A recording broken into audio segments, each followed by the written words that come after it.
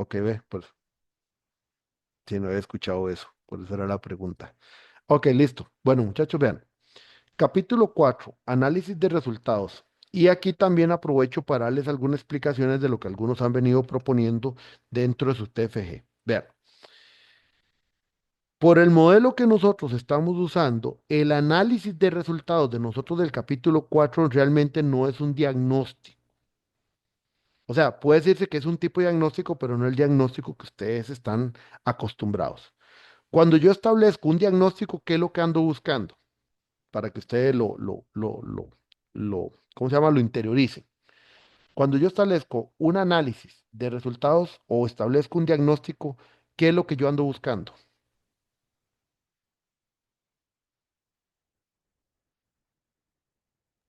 Como determinar el estado actual. Un estado actual, pero sobre todo me enfoco en tratar de buscar qué.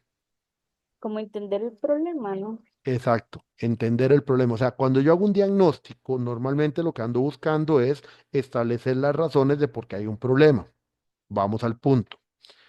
Por el modelo que nosotros usamos en la definición de problema, ustedes ya definieron el problema y ustedes ya definieron posibles causas. Pero entonces el análisis de resultados no va a repetir sobre el mismo tema de definir un problema. Es ahí donde está el detalle, dijo en sus tiempos Mario Moreno Cantinflas. ¿Por qué les digo que ahí está el detalle? Ok, este análisis de resultados, que eso viene también a variar algunos que han puesto un objetivo en función de análisis, de encontrar razones del problema, que ya eso no va, porque ustedes ya definieron un problema. ¿Se acuerdan que yo les dije a ustedes? Cualquier elemento del proyecto puede cambiar, hasta el objetivo en forma, tal vez no en fondo. ¿Qué es lo que no cambia? El problema. Porque si cambia el problema, significa que ustedes están haciendo otro proyecto. Entonces, si por ejemplo ustedes definen un problema, llegan al análisis de resultados y establecen entonces que el problema era otro porque se dedicaron a diagnosticar, están mal. Y eso ha pasado en algunos proyectos porque también eso tiene que haber un entendimiento de parte de ustedes y el tutor que están haciendo. Vean lo que han hecho algunos en el análisis. Ya definieron un problema. Lo definimos como, por ejemplo, los proyectos no alcanzan resultados. Va uno el análisis, aplican de primera entrada madurez y entonces vuelven a determinar que es que el problema es que la organización no aplica buenas prácticas. Ya estamos mal, porque entonces ya cambiaron la idea del problema. O sea, están aplicando herramientas para caer en el hecho de lo que ustedes querían, decir que es que no se aplican buenas prácticas. Igual tema que ya hemos conversado, que no necesariamente la aplicación de buenas prácticas es porque tiene que hacerse, no, o sea, no necesariamente, o sea, eso no es un tema de ¿cómo se llama? De aplicación de buenas prácticas. Pero bueno, el tema es que llegan al análisis para aplicar herramientas y esas herramientas entonces otra vez las vuelven a dirigir como que si fuera para encontrar el problema. Ahí está el error. Ahí está el gran detalle. El detalle es que ya el problema está determinado. Como el problema está determinado, el análisis de resultados no es para volver a ahondar en cuál es el problema ni qué lo origina, porque ya está definido. Entonces, ustedes se preguntarán, entonces, ¿cómo cambia el enfoque? Bueno, ¿el enfoque en qué cambia? El enfoque cambia en que este resultado o este análisis es para hacer una presentación de los resultados y con esos resultados bajo un proceso analítico poder encontrar entonces las oportunidades de mejora. Esas oportunidades de mejora son dos ámbitos. Uno, ¿cuáles son mis necesidades? Y en segundo punto, esa oportunidad de mejora sería la brecha que yo tengo entre lo que yo requiero y lo que yo tengo. ¿Ven? ¿Por qué se llama entre lo que yo quiero y lo que tengo? Por lo siguiente. Por ejemplo, ¿por qué, por ejemplo, en algunos puntos uno les dice, tienen que tener una categoría de proyectos de la organización? Porque en muchos casos de ustedes, y ahí sí voy a un término subjetivo, para no decir la mayoría, pero yo creo que por lo que he leído la mayoría, no tienen una noción clara de cómo son sus proyectos, sino que hacen proyectos.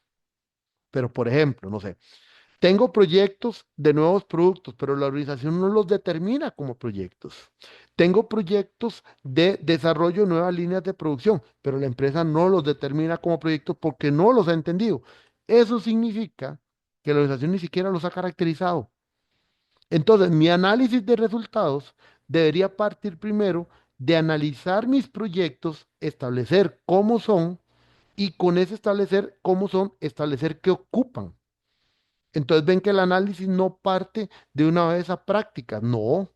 Debe primero, entonces, en un caso como ese, primero partir de analizar los proyectos para entenderlos, cómo son, qué ocupan, cómo es su configuración, dónde está el punto. Por ejemplo, un proyecto de desarrollo, de implementación de una nueva línea de producción, no es lo mismo que un proyecto de construcción. No es lo mismo que un proyecto de un desarrollo de un nuevo producto de una industria alimentaria. No es lo mismo que el desarrollo de un proyecto de tecnología. No es lo mismo. ¿Por qué? No solo es el ciclo de vida, es el tema de si ocupo valor más pronto o después, si ocupo que haya un alcance definido al inicio o no, si ocupo, por ejemplo, alguna particularidad específica. Por ejemplo, proyectos dentro del gobierno requieren cumplir normativa. Eso es un requisito. Entonces, no es lo mismo que analizar el proyecto privado. Entonces, vean que ahí el análisis, entonces tiene que partir primero de entender los proyectos. Y ahí está el primer strike o el primer horror que a veces veo en los análisis. De una vez me voy a ver qué prácticas tengo. Y eso da un mal entendimiento de lo que es la gestión de proyectos. La gestión de proyectos no es prácticas, no es herramientas, no es plantillas, no es software. La gestión de proyectos es una profesión que busca que cuando se administra el proceso de realizar un proyecto, este sea el más adecuado para lograr los resultados en los metas e indicadores que se le han planteado al proyecto. Para eso es la gestión. Pero la gestión no se autodefine por sí misma. La gestión no se autodefine por tener las mejores prácticas del PMI, no. La gestión se define en función de lo que la organización ocupa. Que si estamos hablando propiamente de gestión de proyectos, en función de las necesidades de los proyectos. Si estoy hablando de una gestión de portafolio de proyecto, esta gestión debe responder a la estrategia de la organización. Si no, entonces es la gestión de portafolio. Si la baso únicamente en lo que me diga el PMI o lo que me diga, por ejemplo, el modelo de, este otro modelo de portafolio que es el de, ay, se me olvidó el nombre. Perdón, ando corto de memoria, se me olvidó ahorita el nombre de este otro modelo, porque el portafolio no existe PMI, hay otro modelo, hay como dos o tres más. Entonces vuelvo a lo mismo. ¿Ven? Entonces ese portafolio responde a la estrategia. La gestión de proyectos, por eso se dice que es interdisciplinaria. Por sí misma no define las cosas. Hay un elemento base para que exista esta profesión que hay que entender lo que se llaman proyectos. Entonces, en un caso como ese, el análisis parte primero de entender los proyectos para saber qué ocupan los proyectos. Vean casos que he visto. Hacen el análisis, tiran de una vez Maurez o tiran Harold Kessner, que está basado en el PMI, y llegan después a ver los proyectos, eran ágiles, eran proyectos con un alcance no definido, nada que ver, y definen tras de feria que la citación decía futura, es que tienen que cumplir con todas las prácticas y las características de los proyectos van allá como por otro camino. Ahí entonces es donde el proyecto o las características de los proyectos, como digo yo, apunta al norte y ustedes por irse a ver solo prácticas se fueron para el sur. Entonces jamás, jamás una gestión planteada así va a atender las necesidades de los proyectos porque está pidiendo otros elementos y requisitos que no es lo que los proyectos realmente están solicitando. ¿Ven? Pasa lo mismo, yo puedo tener un portafolio, pero si la organización no lo está viendo como portafolio, tengo que entender primero el portafolio en ese análisis. Entonces ahí es donde uno tiene que plantear el análisis en función de los elementos que constituyen, ven dónde entran las categorías. Por eso es que las categorías es tan importante tener un planteamiento adecuado. Por ejemplo, planteamientos de categorías como, y cosas que yo he visto y les he marcado. Problema es que los proyectos salen con un presupuesto más alto del planificado. Ah, van a categoría gestión de presupuesto. Error. Error conceptual. Que un proyecto salga en presupuesto más alto no solo depende de un área de conocimiento que se llama gestión de presupuesto. Yo puedo tener los mejores controles de presupuesto, pero si el día de mañana por X o Y razón se va un recurso y el único que tengo disponible para contratar o la única que tengo disponible es una persona con mayor requisito y yo tengo que pagarle más para podérmelo traer, se aumentó el presupuesto. Lo importante es cuál es el control que le estoy dando a esa área, pero está afectada por el área de gestión de recursos, porque tuve que adquirir un recurso. O, por ejemplo, se aumentó el presupuesto porque una nota que yo tenía que mandar a los proveedores no lo mandé. Entonces el proveedor no me hizo la tasa de descuento y me cobró el precio regular, no con la tasa de descuento. Es de presupuesto, es un problema de comunicación. Entonces, y perdón la palabra, ni siquiera error, es un horror cuando comenzamos a encasillar que los resultados finales de los proyectos, aunque están asociados con un elemento, ese elemento es el único que yo tengo que analizar. Y eso es un horror de parte de alguien que se está formando en gestión de proyectos, porque el resultado final de un proyecto depende de una integralidad, digo, sí, de una integralidad de la visión del proyecto que incluye un multifactorial de posibles condiciones que se estén dando. Y se los digo de una vez de advertencia, por eso es que en las categorías se los marco. El análisis propiamente, por una cuestión de presupuesto, no nace solo de gestión de costos. Y eso es perder la perspectiva de lo que se llama integralidad. Hay otra posible teoría, pero yo no la aplico con ustedes, porque otra teoría es decir que los estudiantes quieren adrede hacer un alcance mínimo para poder nada más terminar. Eso yo no lo pienso de ustedes, pero esa es la otra visión. Yo lo que pienso es que están mal enfocados en el tema de tratar de establecer que la relación de resultados de un proyecto es 1 a 1. Ah, entonces es que tengo un problema al final o un impacto es que las diferentes interesados no se comunican. Ah, es un tema de comunicación. No necesariamente. Puede ser una articulación de recursos en función de una estructura organizacional que es funcional, donde, por ejemplo, los recursos no necesariamente le responden a una persona gestora de proyectos, sino que le están respondiendo también a un líder funcional. Y eso no solo es comunicación, es gobernanza de un proyecto. Son roles no establecidos. ¿Ven? Entonces, esa visión yo espero que la comprendan. Obviamente, también espero que estén poniendo atención en clase, porque hay algunos trabajos que, bueno, ya a mí lo que me suena es que en clase nunca estuvieron.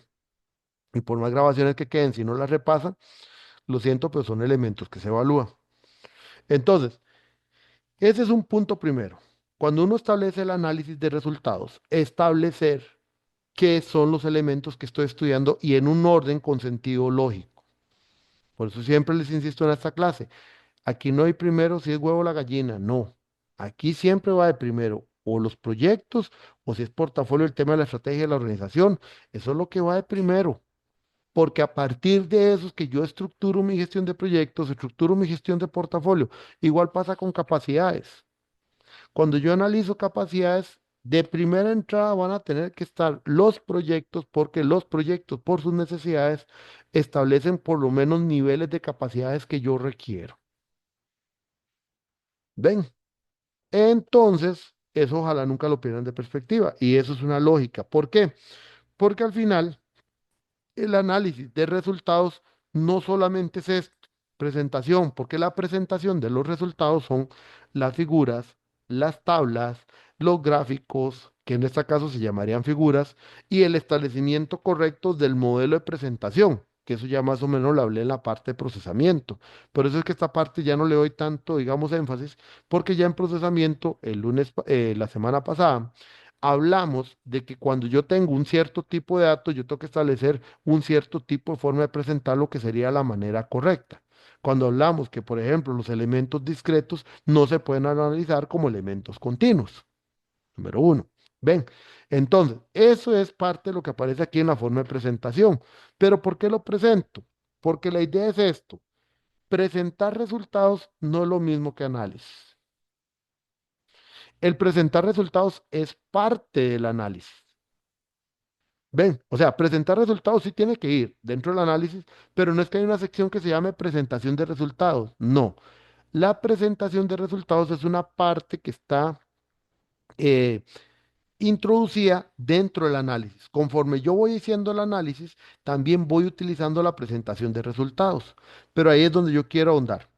El análisis no se queda solamente en decir Como se ve en la tabla uno, el 50% de la población dijo que le parece excelente implementar buenas prácticas. El 25% le parece una idea muy buena, no necesariamente excelente, y y el otro 25% indica que no tiene opinión al respecto. Entonces, como se ve en la siguiente pregunta, eso no es análisis. Ahí lo que están haciendo es describiendo el gráfico. El análisis significa profundizar. Profundizar en el hecho. ¿Cuál es el hecho? El elemento que estoy estudiando. Supongamos que ustedes ya pasaron al análisis de prácticas, ya pasaron por la parte proyecto y van a prácticas.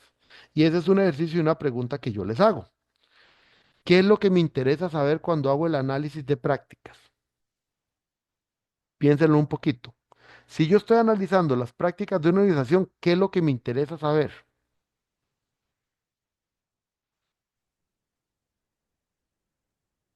¿Qué es lo que les interesa saber? Para mí, profe, me interesaría saber primero si esas prácticas están alineadas a la estrategia de la organización. Ok, vamos a ver. La práctica, un punto puede ser que esté asociado a la estrategia. Me gusta ese pensamiento. ¿Qué más? Y la otra práctica es, lo otro que me gustaría saber es de qué manera las están implementando. Ajá, y la manera que está implementando, ¿para qué lo quiere saber?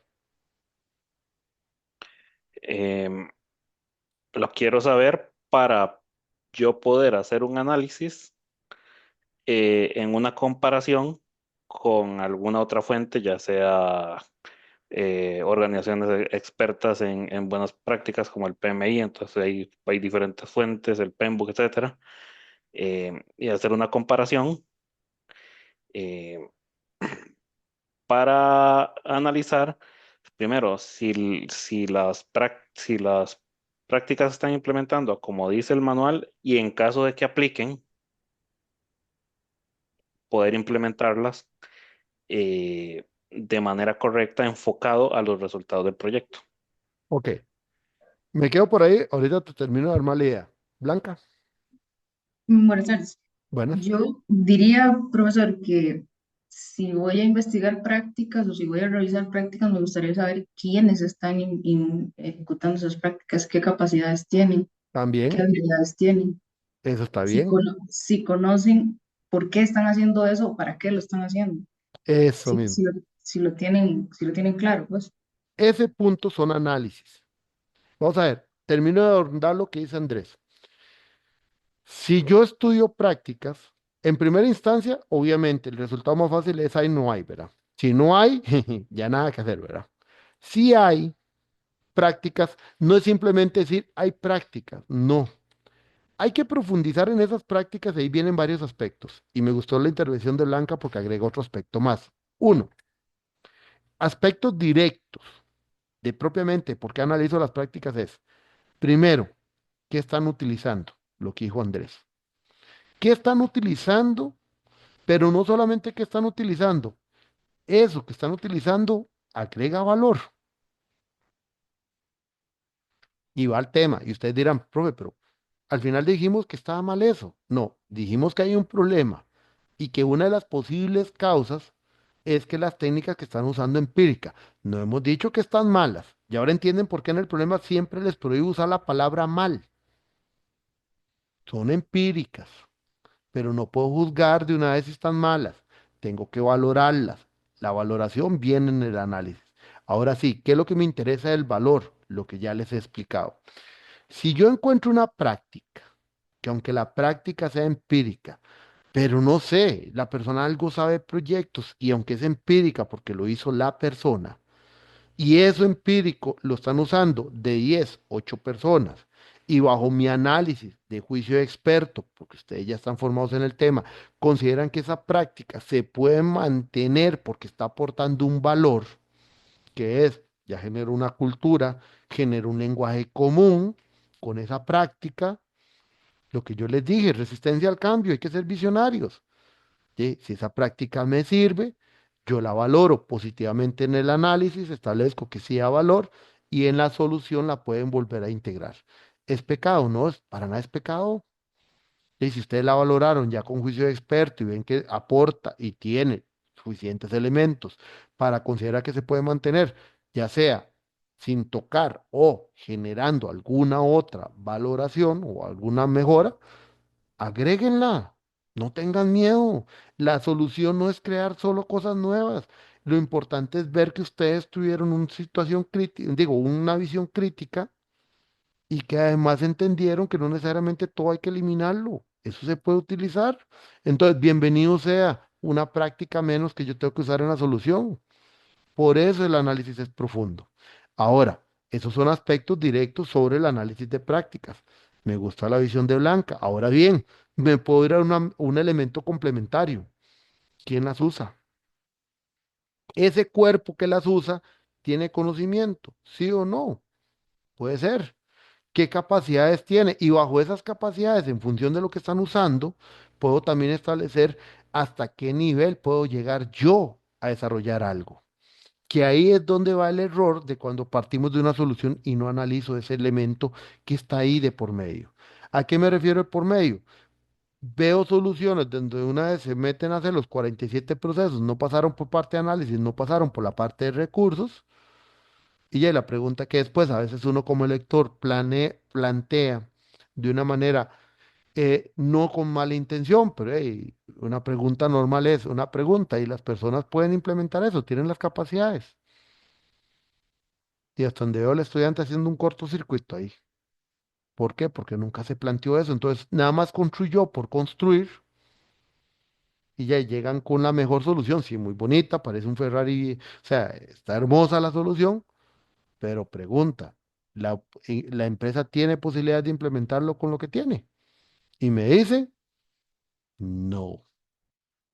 ¿Por qué? Porque las capacidades de las personas no pueden implementarlo. Entonces el análisis sigue en la profundidad de las personas, como lo planteó Blanca con esas preguntas, que no serían las generadoras, sino que serían las preguntas de una técnica de investigación. Y con eso yo ya comienzo a determinar un contexto claro y establezco puntos de mejora. ¿Qué establezco como puntos de mejora ahí, en un proceso así?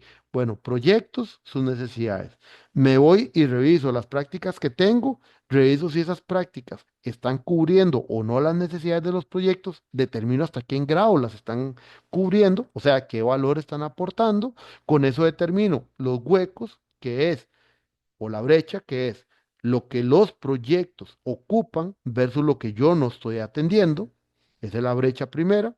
Luego hay una segunda brecha, que es aquello que el proyecto ocupa, donde yo estoy cubriendo parcialmente lo que el proyecto ocupa. Y por último, hay un tercer elemento, que es donde no hay brecha, que es aquel elemento que el proyecto ocupa versus lo que yo sí estoy cubriendo a cabalidad. Y lo que yo estoy cubriendo a cabalidad, mi recomendación es no tocarlo o plantear las modificaciones más pequeñas posibles porque ya tengo una base de trabajo. Esos son los tres elementos que me voy a encontrar como oportunidad de mejora. Y a eso le puedo agregar la oportunidad de mejora relacionada a elementos complementarios, que es donde viene el análisis de recursos, tecnologías y algún otro elemento que ustedes consideren necesario. Eso es análisis de resultados.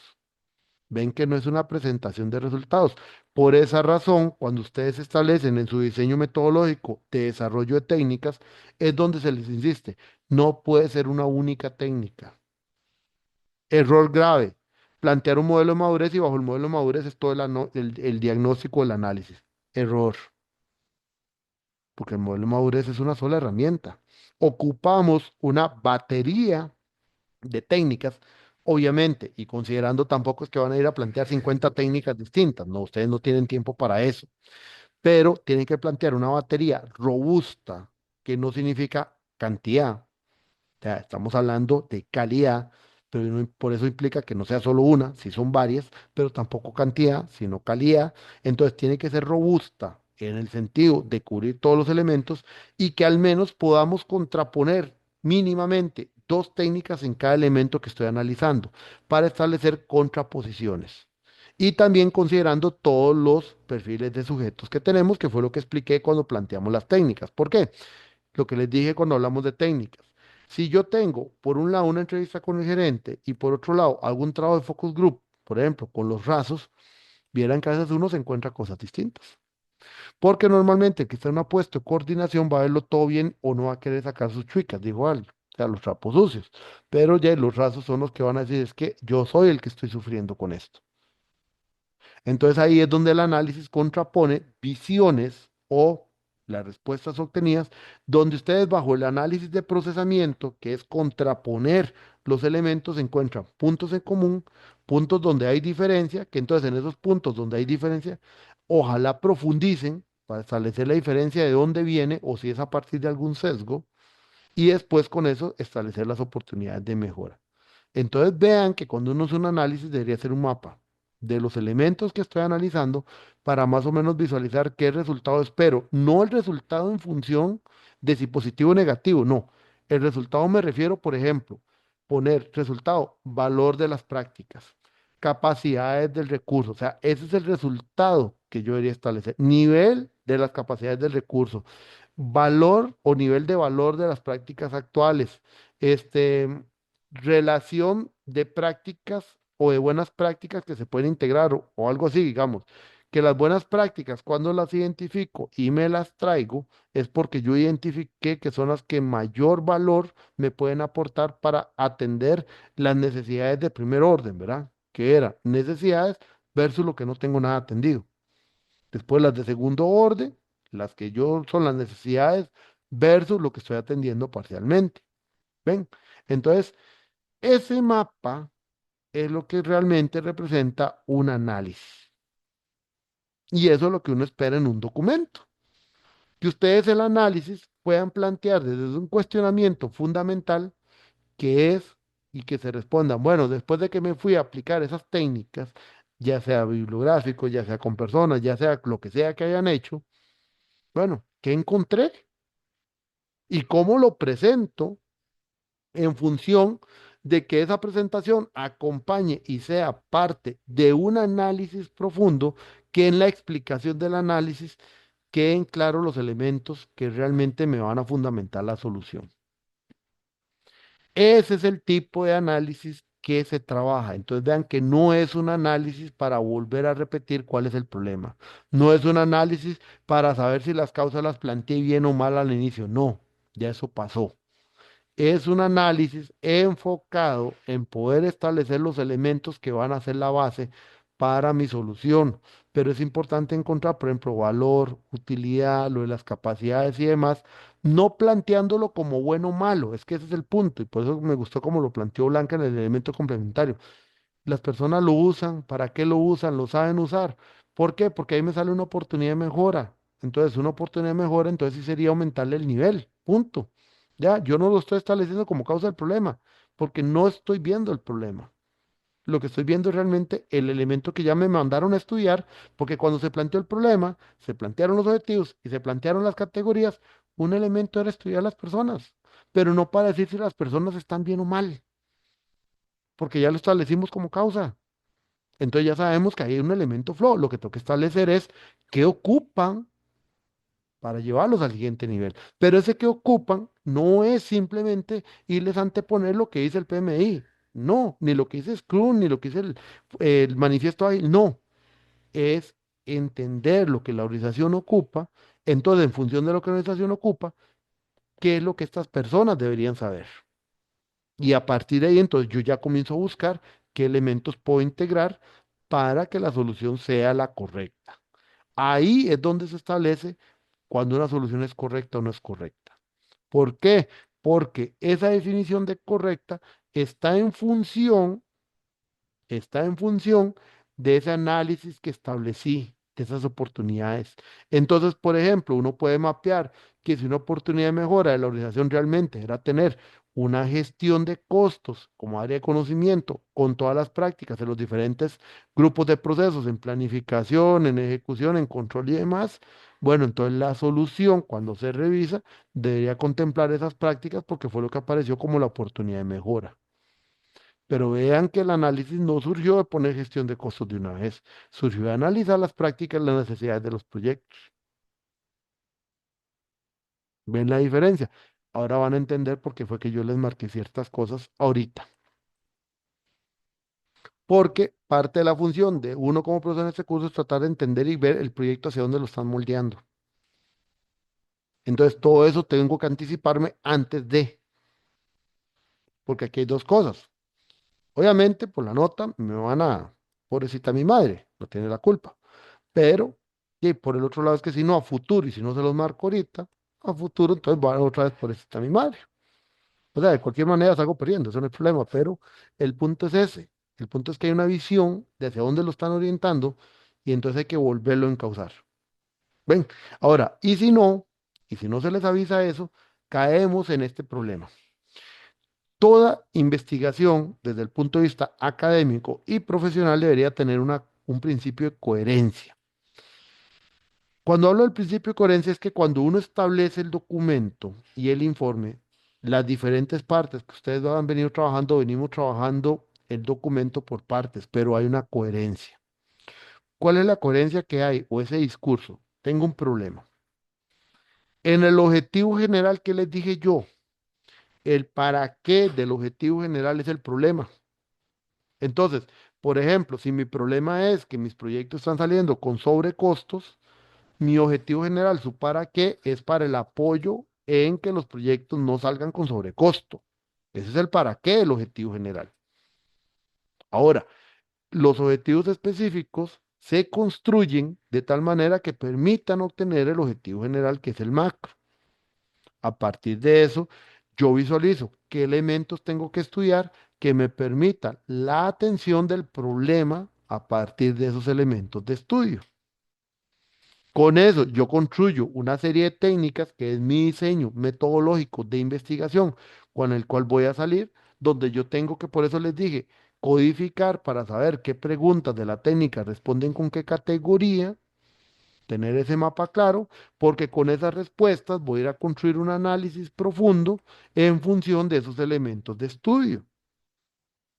Y con eso la solución queda claramente fundamentada. Si ese discurso y coherencia se mantiene, ustedes tienen un proyecto 5 estrellas. En el momento en que esa cadena de coherencia se rompe, el proyecto no es que pasa ni a 4 ni a 3 estrellas, pasa a 1 estrella, porque se pierde el hilo.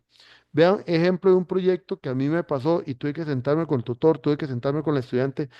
Llega el momento, y porque me pidieron ayuda, llega y establece de una escena del análisis, bajo un análisis que estableció de primera entrada una herramienta predictiva para analizar los proyectos. Digamos que hasta el momento todo bien. Se supone que los proyectos bajo esa consideración eran proyectos, ¿cómo se llama? Eran proyectos predictivos. ¿Sí? Se supone que son predictivos, porque si ustedes establecen una herramienta para valorar que los proyectos o a partir de una herramienta que todo lo pregunta en forma predictiva, como por ejemplo que el alcance es definido, que el presupuesto es definido, que es bajo un estudio de factibilidad y X, Y, Z, todo lo que ocupa un proyecto que sea de carácter predictivo, y suponemos que está bien. Digamos que medio mal hecho, porque realmente sí estaba mal hecho, pero bueno, digamos que llegó algo. Sorpresa, capítulo, capítulo 5. Entonces, para darle flexibilidad a la organización, se propone un marco ágil de gestión. De ahí, no sé. Entonces, mágicamente establece un marco ágil, pero todo el análisis fue predictivo. ¿Cómo se llama eso? No sé ni qué estaba haciendo. Solo la real verdad. Fue un pleito. ¿Por qué? Porque no le gustaron las observaciones, pero es que está mal hecho. O sea, es que ahí es donde se ve claramente que el diagnóstico fue como un saludo a la bandera, por no decir una cosa peor, y simplemente no le interesó. Y la solución era porque desde el inicio la quería hacer así. Entonces, uno dice, ¿qué era el análisis? Ahí se perdió el principio de coherencia y caemos en un tema muy interesante, que de esto vemos nosotros mucho en política y a nivel nacional, lo que se llaman las falacias. ¿Qué es una falacia? Vamos a ver, una falacia es la siguiente. En los últimos 40 años todos los gobiernos han robado, por lo tanto, este tiene derecho a robar. Prácticamente ese es el argumento que uno ve en todo lado. Y conste, yo no soy de ningún partido político, pero nada más se los pongo porque eso es una falacia. Vamos a ver, la corrupción es este delito, punto. No importa quién sea, es delito, punto. Más allá de lo que ustedes sean de control o de partido político, lo que sea, no me importa el tema es un delito. Y si hace 40 años había que juzgar a alguien, se tiene que juzgar, punto. O sea, eso es lo que en mi cabeza cabe nada más porque al final de cuentas la ley es la ley. Y es que no es porque lo diga Roberto, es que la ley es la ley, punto. Lo que debería cumplirse es la ley. Eso es todo. El tema de la falacia es comenzar a generar una situación que a partir de un fundamento que es mentira, hacer creer que tiene que ser verdad. Y se enredan las cosas terriblemente. ¿Y por qué se enredan las cosas terriblemente? Porque entonces comenzamos a argumentar de un punto a otro. Ejemplos como los que vienen aquí, y ya le doy la palabra a Blanca. Apelación al criterio de autoridad. Ah, porque tal persona importante lo digo, entonces hay que hacerle caso. Perdón, eso es un criterio que a veces se utilizan cuando utilizan el PMI. ¿Por qué? Porque entonces el testimonio de una autoría, que en este caso es el PMI, entonces porque el PMI lo dice, entonces hay que implementarlo así. No, no, no. No es que funciona así porque no es un mandato. Entonces, a veces el argumento, como es el criterio de autoría, es que recae en que no tengo el criterio para poder justificar una toma de decisión y entonces lo justifico basado en lo que, por ejemplo, esa autoridad definió y con eso yo me defiendo y eso está mal. ¿Por qué? Porque en este caso, por ejemplo, como el del PMI que aplica a los proyectos de ustedes, porque esa falacia aplicaría, no es porque el PMI lo dice, entonces todo el mundo tiene que tener una gestión de comunicación, todo el mundo tiene que tener, pues, entonces todo el mundo tendría que implementar 47 procesos y no funciona así. Eso sería una falacia. Y eso es por no tener el criterio analítico, que pasa igual que ahorita ustedes pongan en los objetivos de una vez el PMI sin saber por qué. Eso es lo que se llama una falacia. Ven, Blanca, te doy la palabra para pasar con otros ejemplos de falacias. Profe, solo para, entonces, para confirmar, tal vez y con el ejemplo que usted ponía anteriormente, entonces el enfoque estuvo mal desde el principio. Tal vez la manera de haberlo enfocado era como hacer un diagnóstico para revisar si efectivamente el marco predictivo o sea, estaba funcionando en la empresa o no, y paralelamente a eso, Sí, si la empresa a está, veces si la empresa está aplicando ya un marco, entonces tu diagnóstico sería evaluar exacto, evaluar la si aplicación eso, del marco actual si mediante eso un es trabajo de campo. funcional. Ajá.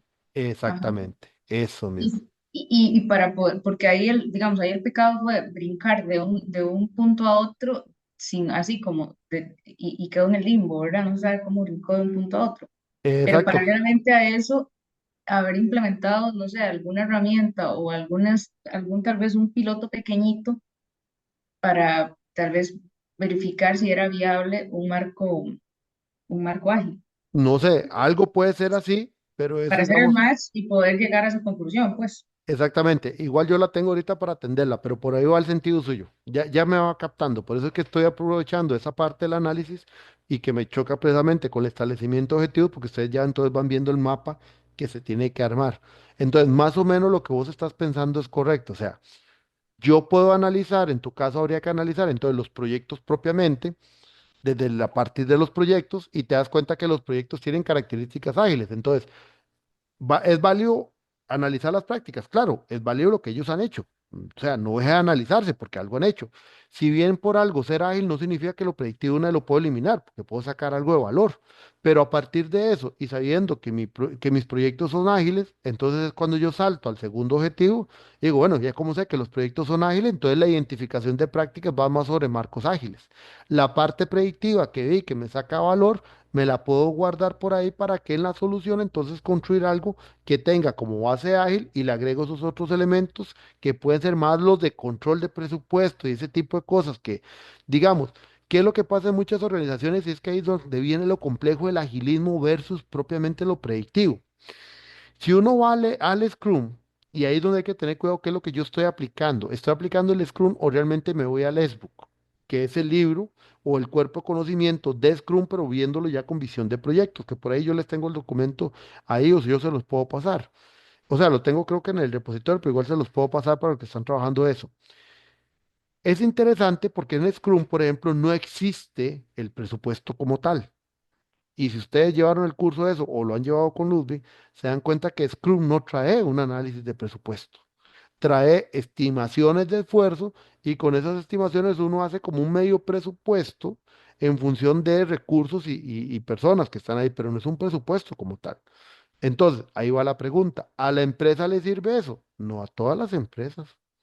Si la empresa ocupa un presupuesto más estructurado, ¿de qué me queda? Y sí, la base de desarrollo y de gestión del proyecto será ágil, pero para la toma de resultados, para poderle comunicar a la empresa, tendré que usar herramientas del predictivo, porque eso es lo que yo ocupo. ¿Ven dónde entonces es importante el análisis? Porque ahí es lo que me da a entender eso precisamente. Entonces va por ahí digamos, tu propuesta de objetivos va por ahí, Blanca, pero que ahorita cuando ya yo la tengo anotada ahí para atenderla, es precisamente que lo conversemos para mejorar por dónde va el guión. ¿Estamos de acuerdo? Ok, ok. Ujú. Ven, entonces, como les dije esa falacia, existen otras. Por ejemplo, la que es muy común en los juicios, la apelación a la piedad. El abogado sabe que está tan rehundido el acusado que indica una de las dos, porque una falacia al final es mentir. Muchos utilizan el argumento psicológico psiquiátrico, que una persona psiquiátrica, digamos, documentada médicamente que es psiquiatra, o sea, que tiene un problema psiquiátrico, no podría ser juzgado, ¿verdad? Bajo las mismas condiciones. Bueno, depende del país, porque ya sabemos que hay otros casos en otros países donde pena de muerte parejo, por ejemplo. Pero por otro lado, el argumento es a la piedad. Es que el acusado vean que se arrepintió, taca, taca, taca, taca, porque ese argumento lo que busca en un caso como ese es bajar lo que sería los años que va a pasar en la cárcel. ¿Ven? Entonces es un argumento a la piedad. El de ignorancia es establecer una proposición como verdadera, pero partiendo de una falsedad. El ejemplo que ponen ahí es lo más estúpido, pero es que hasta cierto punto esos son cosas que uno ve en la actualidad de planteamiento. Por ejemplo, los incas no conocían el telégrafo porque no ha sido posible encontrar cables. El telégrafo ni siquiera se había desarrollado, o sea, estamos a más de 1000 años, casi 2000 años de distancia entre el desarrollo del telégrafo y los incas. Los incas no conocían el electromagnetismo, partamos de ahí. Entonces, eso, aunque obviamente es cierto, no conoce el telégrafo, pero parte de una falacia por cómo se establece, porque es un argumento completamente a la ignorancia. Entonces, esos planteamientos también a veces se ven dentro del documento, que ahí es donde viene el tema de los usos subjetivos, porque establecemos una verdad a partir del uso de subjetividades. Todo aquel criterio que no es concreto, sino que queda a la interpretación, lleva a un tipo de falacia por el argumento a la ignorancia. ¿Por qué? Ah, es que ustedes me lo establecieron como malo y como yo no le puedo refutar qué es malo, qué es bueno, entonces lo tengo que aceptar. Y ahí es donde entonces un profesor que ya conoce el tema les dice, no, eso es un planteamiento subjetivo, demuéstremelo y establezcame contra qué está comparando que es malo. Porque usar la palabra malo es sentenciar algo de una vez, de una manera, para eso que no me hagan preguntas. Está mal y punto. Y eso no es correcto. ¿Ven? ¿Por qué? Porque son términos subjetivos. Hay otras. El confundir causas-efectos pasa mucho en la definición del problema.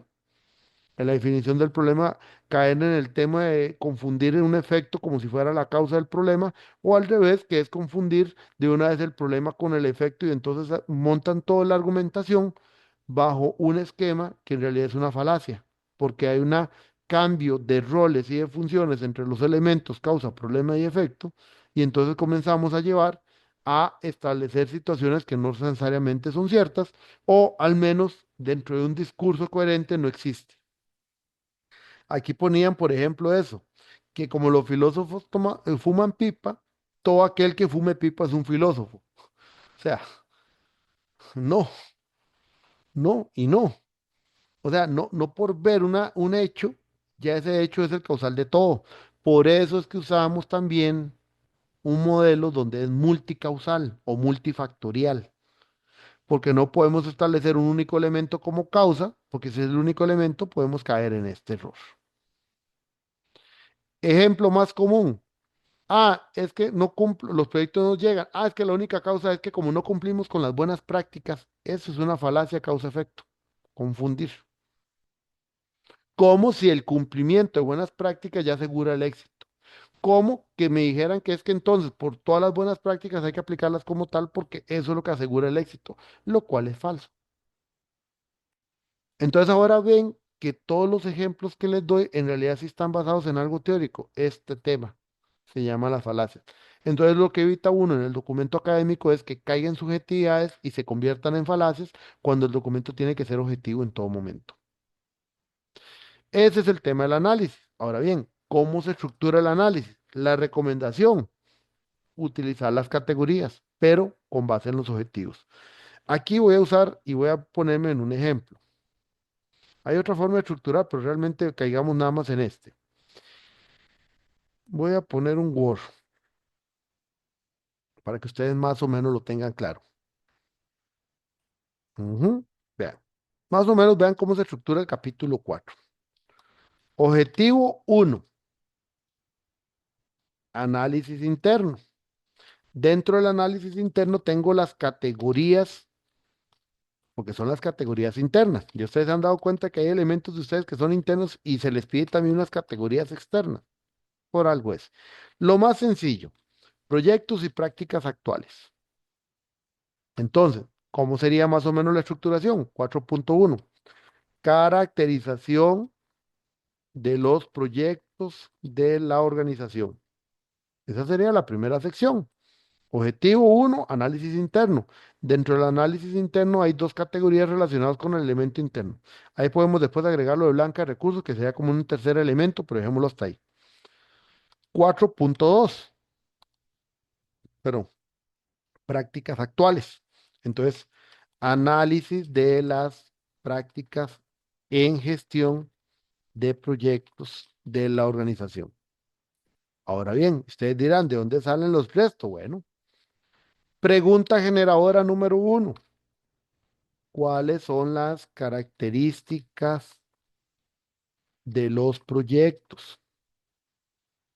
Pregunta número 2, digamos, ¿cuáles son los beneficios esperados de los proyectos? Entonces, 4.1.1. Caracterización de los proyectos. Este ciclo de vida del proyecto y sus características. Ciclo de vida de los proyectos, porque estamos hablando de en plural, y sus características. 4.1.2. Beneficios y indicadores de desempeño de los proyectos. O sea, los resultados pertenecen a los proyectos, no son de la gestión. Pregunta generadora 1, pregunta generadora 2. Por eso es que no se ponen tantas preguntas generadoras, porque estas me pueden ayudar también a establecer las diferentes subsecciones que tiene el análisis. Pongan 20 preguntas, a ver si van a sacar 20 secciones. Ahí es donde se dan cuenta que las preguntas que plantearon son de las técnicas. Porque tampoco es que aquí hay que llenar con 40 secciones. Tampoco funciona así. Porque la idea es que cada sección nivel 3 sea de al menos 3 páginas. Eso sería como lo mínimo normalmente. Para una sección nivel 3 anda como en 3 páginas. Bueno, digamos que 2 o 3 páginas bien desarrolladas. Luego, 4.2, las prácticas actuales. Van preguntas generadoras, por ejemplo. Pregunta generadora número 1 de prácticas actuales. Em, ¿Cuál es la utilidad y el valor de las prácticas actuales? ¿Cuáles aspectos de los proyectos no cubren las prácticas actuales? Vean que son preguntas amplias. Ninguna pregunta se responde con sí o con no. Entonces uno viene, sección 4.2.1, y entonces, por ejemplo, el primero sería análisis de utilidad y valor de las prácticas actuales. 4.2.2, Mm, brechas de las prácticas actuales versus o en contraposición a las necesidades de los proyectos. Algo así. Un poco título largo, se puede reducir, pero por ahí andaría. Ya estructuraron el capítulo 4. Claro, falta otra parte, porque ahora viene la segunda parte. Este era el objetivo 1. Objetivo 2, digamos, bajo un esquema tradicional. Ahí habrá que verlo cada uno, pero bueno, objetivo 2, lo de identificación de buenas prácticas. Entonces, en un caso como este, ahí es donde tenemos todavía el tema de las categorías, porque alguien puede haber puesto en este momento en general marco de buenas prácticas, nada más. Alguien puede haber puesto predictivas y como segunda categoría ágiles. Podría ser. O la otra es que en realidad al final de cuentas, si todo es predictivo, entonces sería marco uno y marco 2, o sea, los marcos de referencia, que aunque sea predictivo y no hay una restricción específica, debería uno siempre trabajar con dos. Si hay una restricción específica, se quedan con uno. Entonces eso lleva a la sección 4.3, identificación de buenas prácticas aplicables. Y más o menos el mismo sentido sería análisis del marco 1,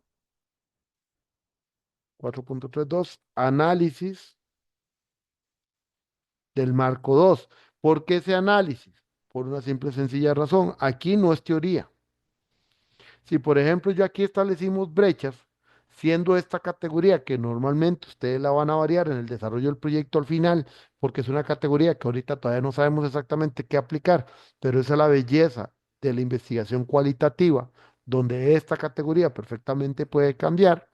Entonces, puede ser, y eso va a suceder, que ustedes van a establecer tal vez dos marcos predictivos para poder valorar lo que ocupan. O pueden ser ágiles, o puede ser una combinación de ambos, no sé. Pero ¿qué es lo que uno busca en este análisis? No es una reseña bibliográfica, es que como yo ya tengo estas brechas, utilizando algunas técnicas, ojalá comparativas, yo pueda establecer cuáles prácticas de ese marco uno, cuáles prácticas de ese marco 2 son las que mejor me atienden estas brechas que encontré acá para finalmente obtener un inventario que sería 4.33, inventario de buenas prácticas, que es donde ustedes muestran todo el inventario completo que obtuvieron y establecer un proceso por el cual van a establecer cuáles son las que van primero y cuáles no. Importante, que eso es parte del análisis también. Si ustedes se encuentran, por ejemplo, en brechas, hay 50 brechas, desde una manera muy lógica, y les hago la pregunta es, ¿ustedes van a atender las 50 brechas en el proyecto?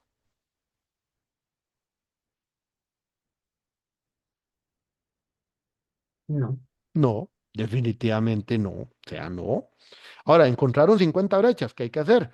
Un mecanismo para priorizar cuáles son las más importantes, bien justificado, y con ese mecanismo, entonces, cuando establecemos el inventario de buenas prácticas, establecemos una priorización de cuáles son las que realmente nos van a aportar el mayor valor y que en primera instancia nos va a solventar el problema, porque aquí van a ser brechas de mucho tipo. No solo las que solventan el problema, sino que bajo un análisis integral pueden salir brechas en algunos elementos que son complementarios. Lo que al final nos interesaría sería, si yo estuviera hablando como el modelo de PER de la ruta crítica, es atender la ruta crítica. Eso es lo que me interesa, que sería el problema central. Una vez atendido el problema central y la causa principal, y si sobra tiempo agregamos algún otro elemento, pero este inventario de buenas prácticas que yo tengo aquí lo tengo que optimizar con respecto a las brechas más importantes, porque ahí es donde vamos también un poco al sentido lógico y al raciocinio. O sea, si les da 50 brechas, no van a hacer 50 cosas. Si les da 100 brechas, menos. Ahora, si les dan unas 3 4 brechas en puntos principales ya optimizado, bueno, ahí sí se pueden atacar las 3 o 4. Pero tiene una lógica en sentido de esfuerzo versus tiempo que tienen para la realización del proyecto.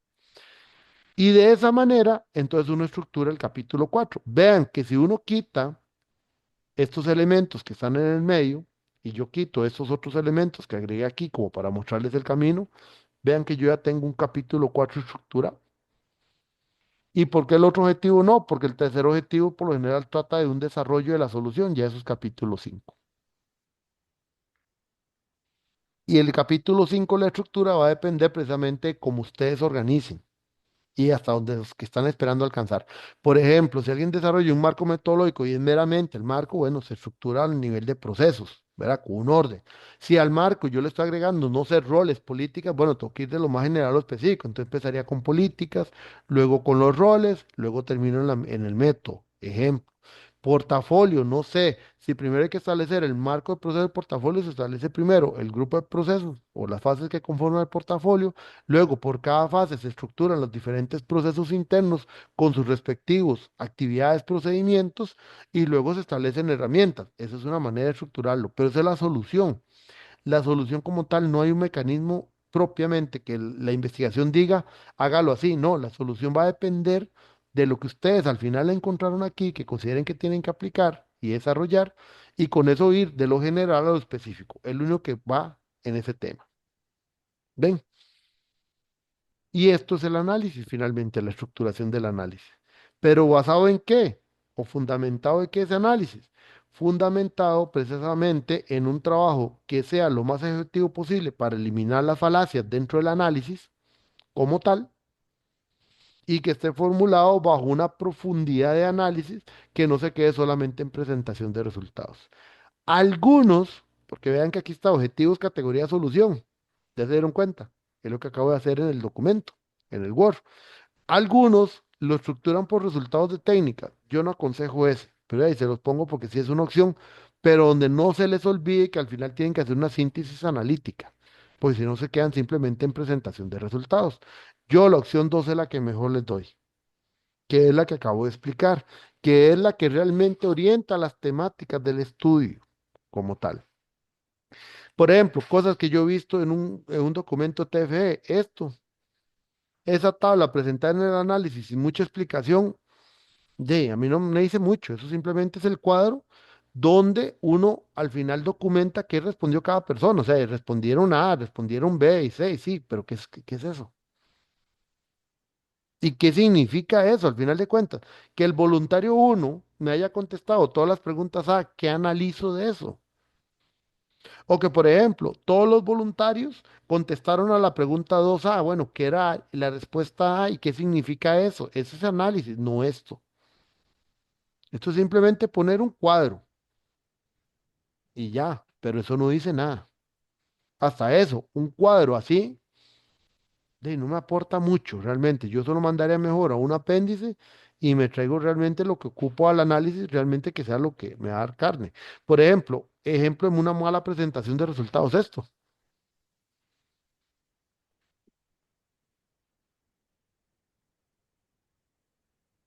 Si alguien logra entender ese gráfico y me lo puede explicar, le doy el micrófono.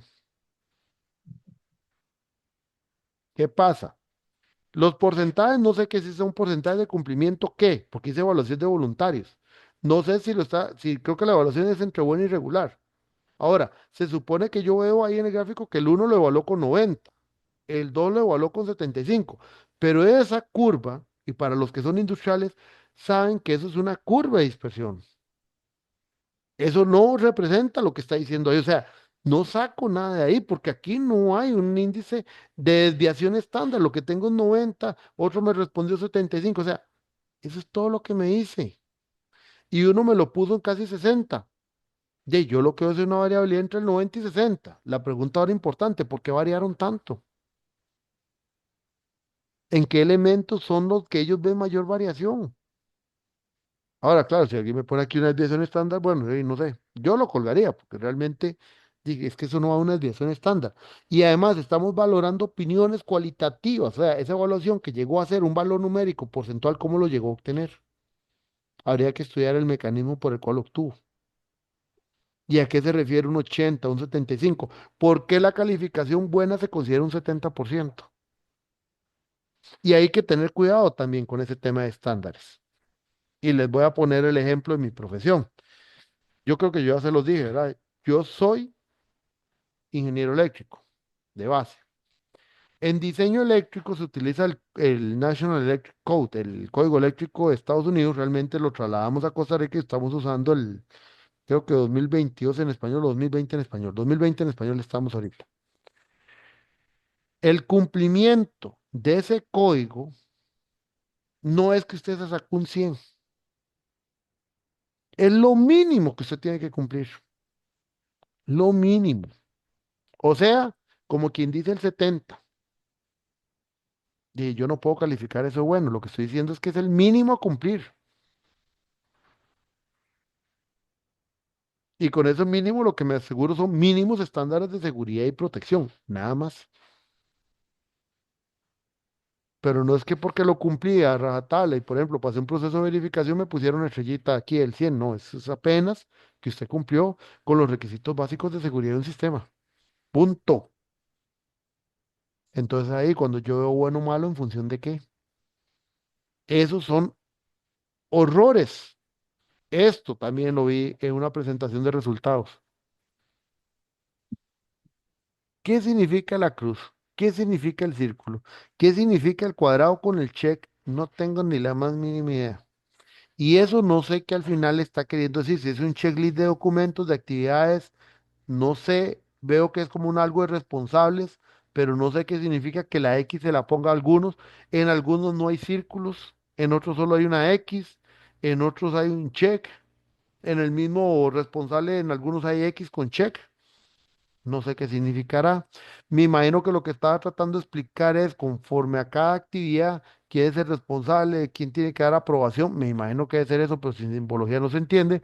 Y sin explicación menos se va a entender un documento como este. Entonces, ahí es donde cometemos los errores del análisis. Bueno, estos son algunos últimos consejos con respecto al análisis y esa es la parte de análisis. ¿Dudas? ¿Comentarios de la parte del análisis?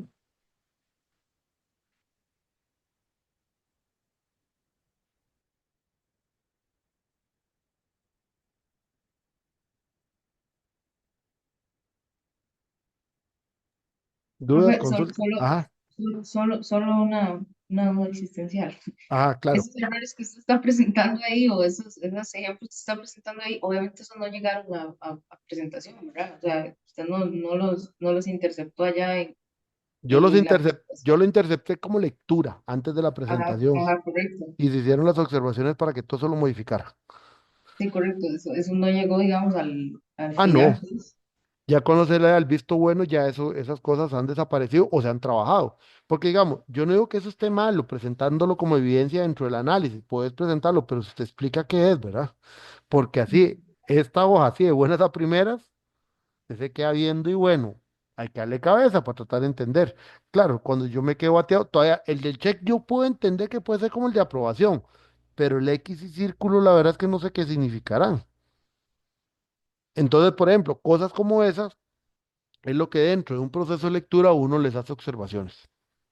Cosas como esta, por ejemplo, que el gráfico lo explicara, le pusiera los nombres de las escalas, todo, para entender qué es. Más bien se le pidió que cambiara el tipo de gráfico, porque en realidad este gráfico no es el que va, era otro tipo de gráfico.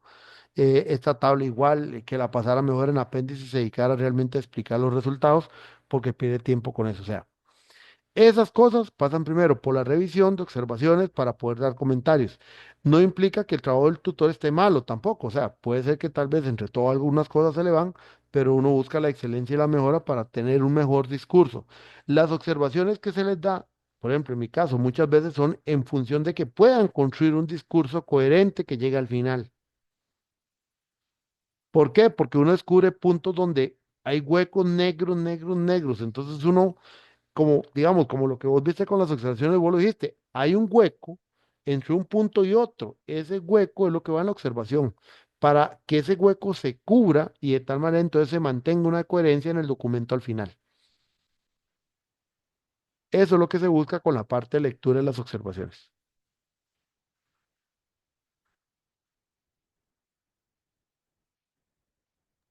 Ok, Profe, una cosa con respecto, porque también es mucho de cómo se procesa y cómo se presenta la información, ¿verdad?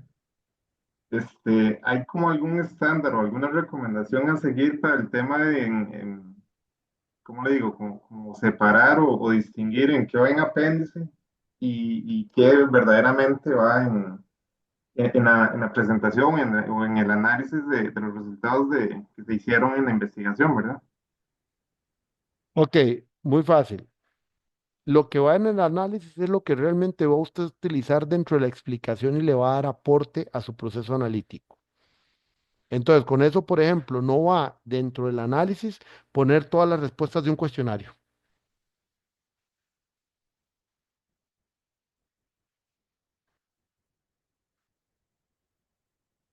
Eso es una. O sea, usted no va a poner todas las respuestas del cuestionario. O sea, si usted, por ejemplo, le hizo el cuestionario a 10 personas y a las 10 personas va a poner todas las respuestas que las 10 personas pusieron en el análisis, le voy a decir, eso no va, porque eso es relleno. Eso sería apéndice.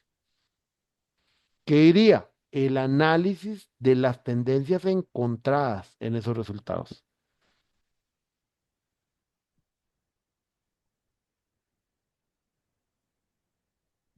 ¿Ves? Entonces, eso, lo que va en el análisis es lo que realmente le va a aportar valor a la explicación. Lo que va en el apéndice son elementos que si usted incorpora al final es relleno porque, por ejemplo, cosas que a veces uno ve o el estudiante tiene la maña inicialmente, 20 páginas donde van poniendo todas las respuestas. ¿Ves? Entonces ahí no va. O sea, no vas a poner 20 páginas solo para ver las respuestas. No podrías. O sea, no tiene sentido eso entre un análisis. Entonces, en el análisis yo tengo que ir dosificando la información que me permite ir explicando. Ojalá que me permita también ir construyendo los resultados intermedios. ¿Qué es resultados intermedios? Por ejemplo, yo valoré las prácticas. Entonces, por ejemplo, el primer resultado intermedio es establecer el listado de lo que hay y lo que no hay. A partir de lo que hay y no hay, entonces comenzar a establecer de lo que hay, cuáles, por ejemplo, son las que principalmente la mayor parte de la gente utiliza, que digamos establecer un criterio de un 60%, que más del 60% de los recursos utilizan esas herramientas, perfecto. Esas son las que voy a analizar. Esas las analizo en función de las necesidades y esas son las que siguen. Entonces, por ejemplo, poner todo el inventario de formularios que ellos estén usando y los 30, 40 formularios no te va a aportar valor dentro de esa estructura de análisis. Entonces, si querés, lo puedes poner como referencia los formularios y entonces, si usted quiere poner como referencia los formularios, pero eso va en apéndice.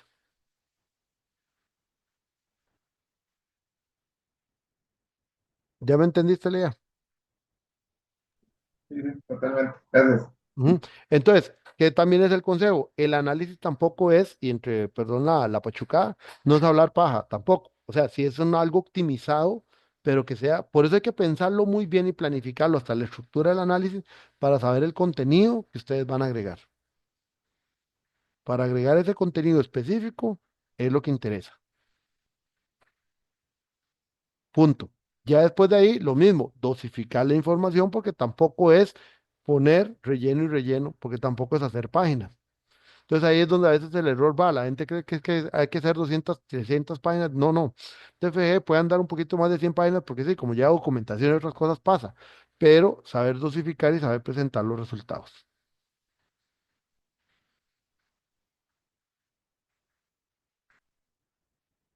¿Dudas? ¿Consultas? Ok. Si no hay dudas, consultas, paro grabación.